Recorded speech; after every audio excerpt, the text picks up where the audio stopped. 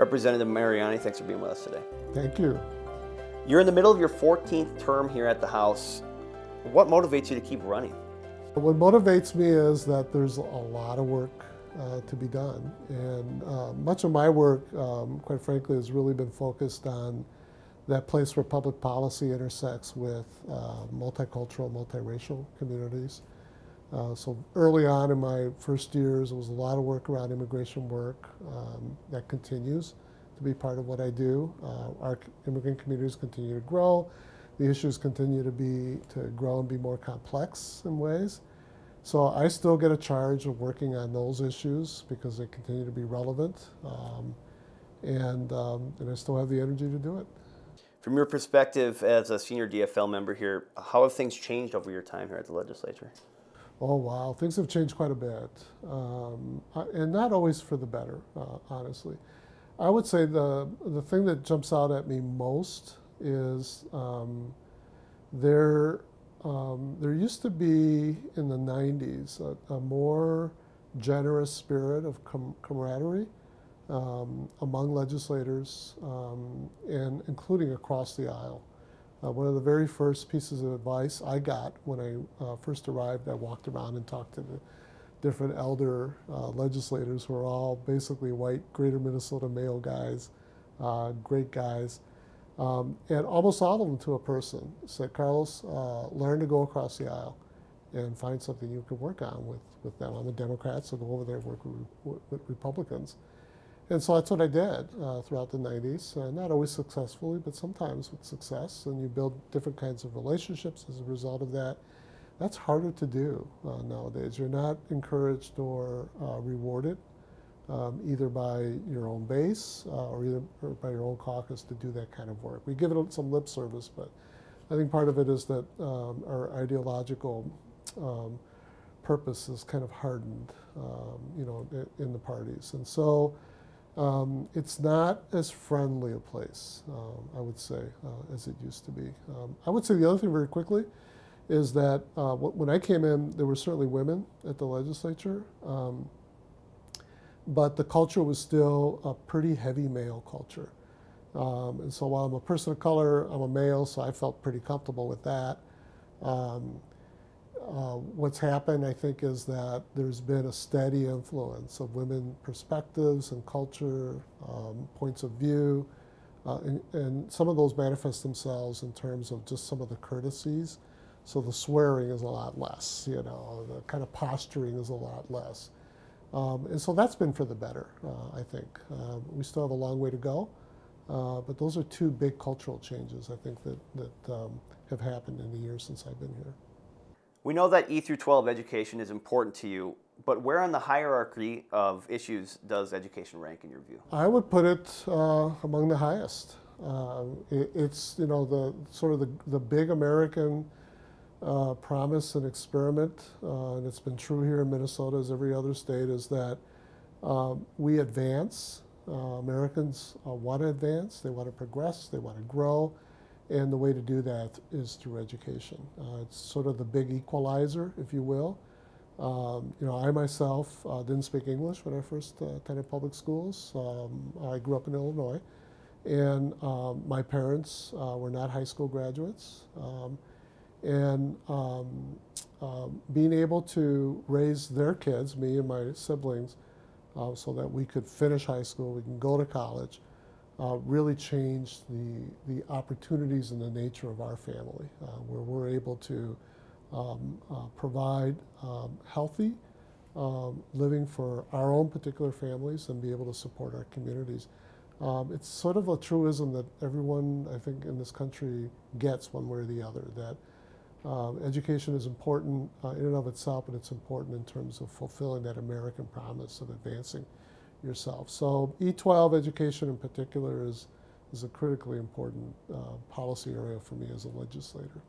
And what should Minnesota do to improve our state's education? Several things we can do to improve education. One is to continue and to grow our resourcing, our investment, our appropriations for schools.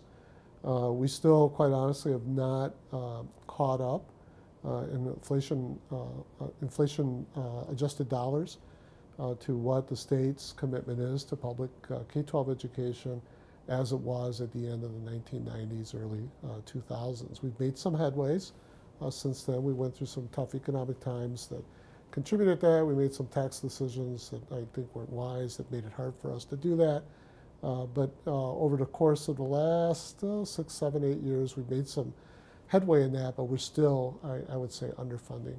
I think some of the other areas we've actually have been moving, and frankly, both Republicans and Democrats, opening up space so that we can add to the skills that classroom instructors bring to the classroom, being able to hold them accountable for that, being able to measure how successful they are, creating different pathways for people to enter into the profession. That's really been, to a large degree, a bipartisan effort, and it's slowly changing the nature of teaching, and hopefully for the better. I would say the final big thing that we need to do is that we need to get better as a state and our public schools of being able to work effectively with kids of color, with American Indian kids. And that's going to require lots of things, making sure that there are teachers of color, American Indian teachers, that there's curriculum that reflects and has relevancy and creates ownership for students to give their all, because it's affirming their identity, becoming ever more culturally competent in being able to deliver a pedagogy that makes sense to a diverse group of kids.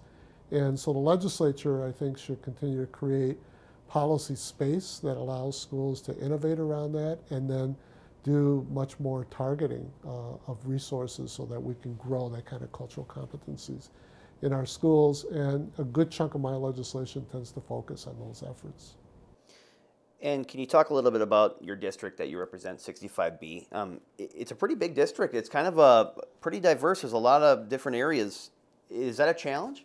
It's a wonderful challenge. As soon as you talked about my district, I got a big smile on my face. I tell everyone, I'm sure everyone says this, but honestly, I have the best district in the state.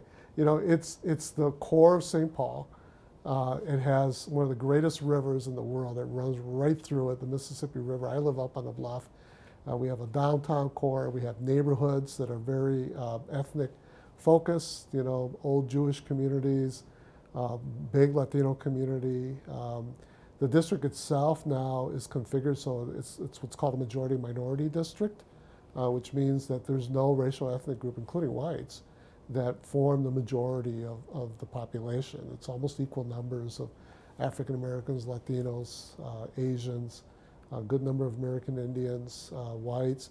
We have a big diversity of income as well. We've got some pretty well-to-do folks in some of the downtown condos, and then we have the old Dorothy Day Center, homeless realities.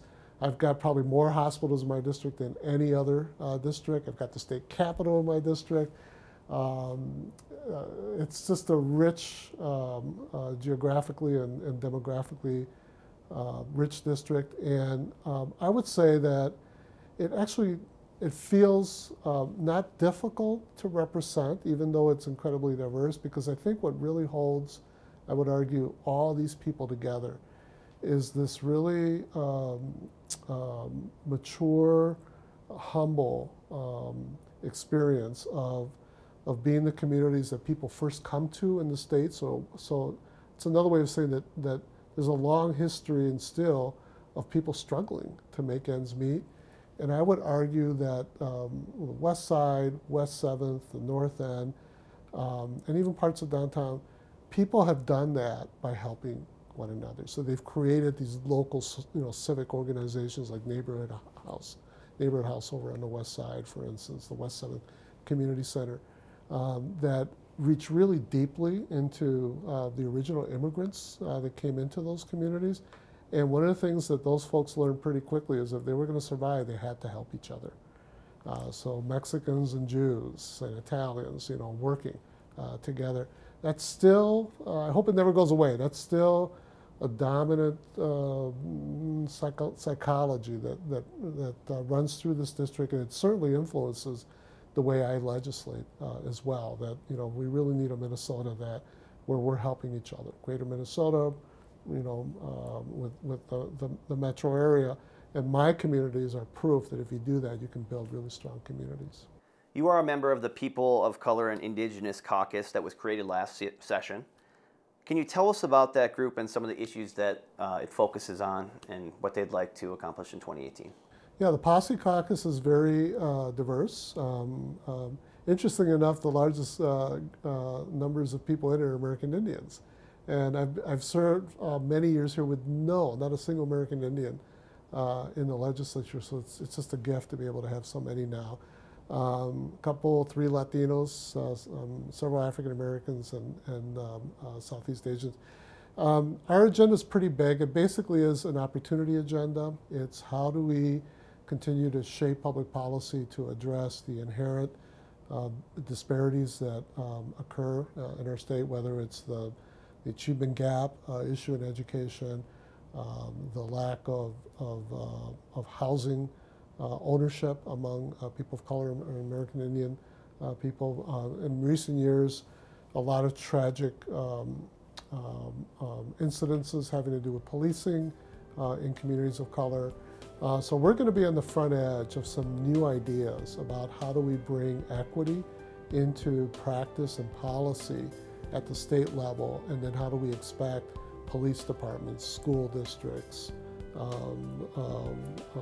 rental housing units, banking to be able to provide equitable opportunity, accessible opportunities for these communities. It's a big agenda, and if we get it right, Minnesota is going to be a stronger state for it.